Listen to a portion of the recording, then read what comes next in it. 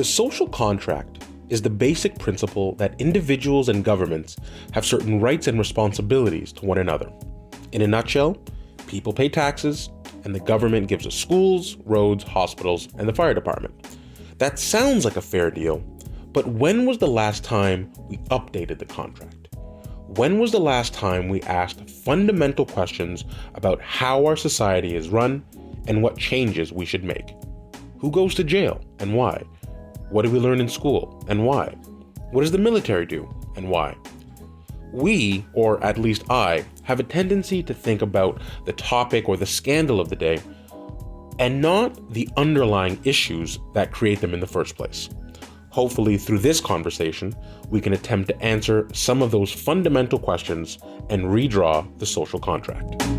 And so, again, the question that as I was thinking about this whole thing, was asking myself, how do you reinforce laws when companies themselves don't want to because they want to make more money? Yes. So, I think I might have the answer to that question, but I have to ask another question first. So, when you, maybe you've heard of this, but when Sarah Palin was governor of Alaska and oil was flowing a lot in Alaska, she put in place laws to ensure that the citizens of Alaska got a portion of the oil revenue. So like whatever, to fix their potholes and, pay for the fire department or whatever, they would use this money.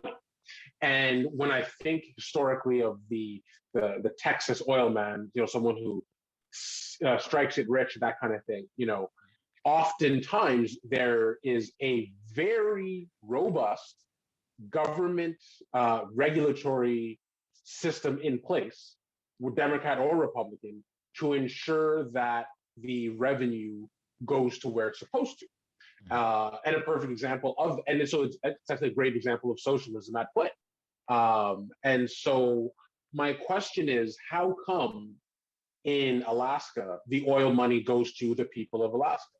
And how come in Bahrain, everything is paid for because of state-sanctioned, oil revenues from that the state taxes? How come in certain places there is a very robust, very well-managed, well-regulated government system in place to ensure that, okay, you can mine here, you can take these minerals, but these are the environmental practices, and this much money has to go to funding the local hospital, the local road system, the local fire department. How come it works in Alaska and it'll work in Brunei, for example, but it won't work in Congo? Is it a matter of, because you asked, should we have an independent agency to ensure that conflict-free minerals are actually conflict-free? I mean, yes, but why?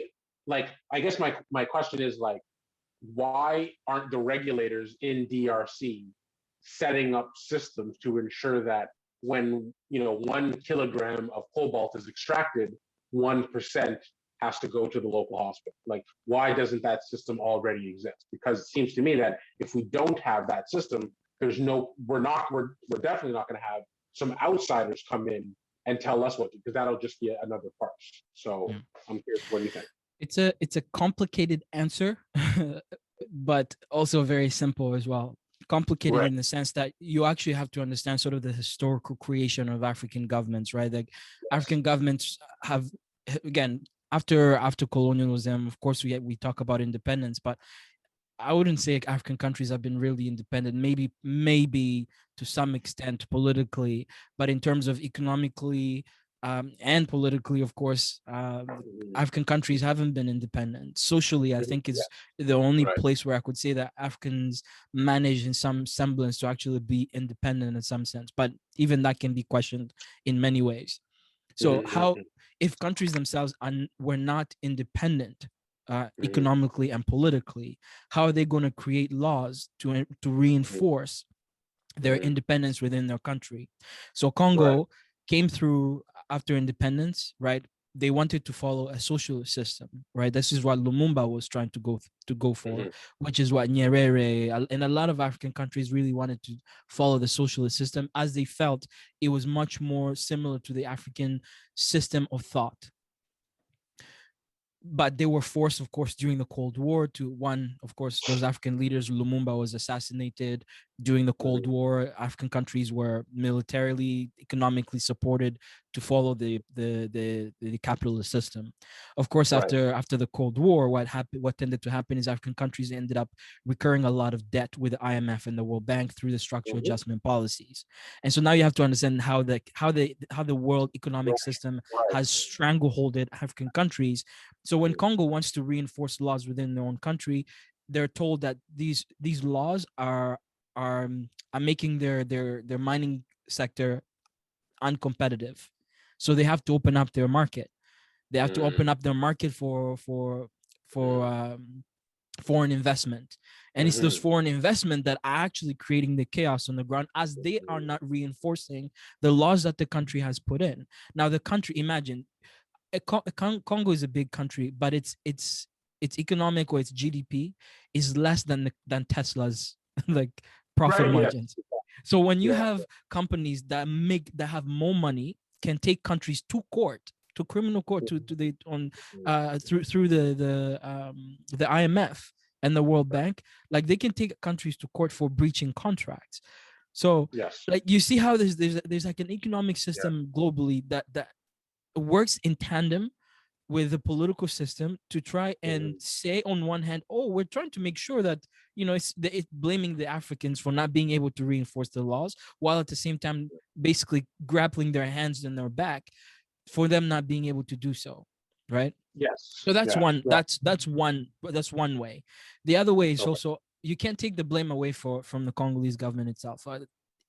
There's massive amounts of corruption in the Congolese government, and our two administrations. So the first one, the Kabila government, which is the one that was in power for so long, and I would say has set sort of like this precedent for the corruption that continues to this day. Rather than creating sort of systems to, as you said, with Alaska or with Texas, being able to see the profits from these sectors being pumped back into the Congolese people, right? So maybe, you know, once a month people get a stipend, whatever. What has happened is the people take these profit margins, they keep it to themselves. And the reason why is because they want to win legitimacy politically in the international system. So they create partnerships with really, really weird and very corrupted billionaires around the world. So Don Gettler, who's one of the craziest person in the world, he's the one that basically strangleholded the Congolese government, because he has relationship with mines in the mining system across the world, but especially in the Congo. And the way they were stifling money out of the Congo is they would create charities, and they would say they have multiple amount of charities. They even created their own bank in Congo and registered in the Congo, and so money goes into the bank and it gets given to charities, right? So they these different charities that existed, and then that money goes into the Swiss banks, and then goes into other banks across Europe, and the money basically disappears. So the Congolese government can't tax it, right? Because again, it's charity money, goes through the banks. And again, if the Canadian government and the US government cannot tax money that's in tax havens, imagine an African country trying to tax a billionaire company from across the globe. Again, so just being able to get revenue to reinforce these laws is out of the Congolese system. They don't have the power to do so. So what tends to happen is people in the political system in Congo are like, well, if I can't beat them, well, I just rather join them and earn, as if I can get a 2% from whatever company is stealing the money, then fine. No, then I am saving my family or creating my own industry within the Congo, right? And this has become sort of the modus operandi in Congo and in many African countries that are blessed to have minerals, right? And that's the challenge. So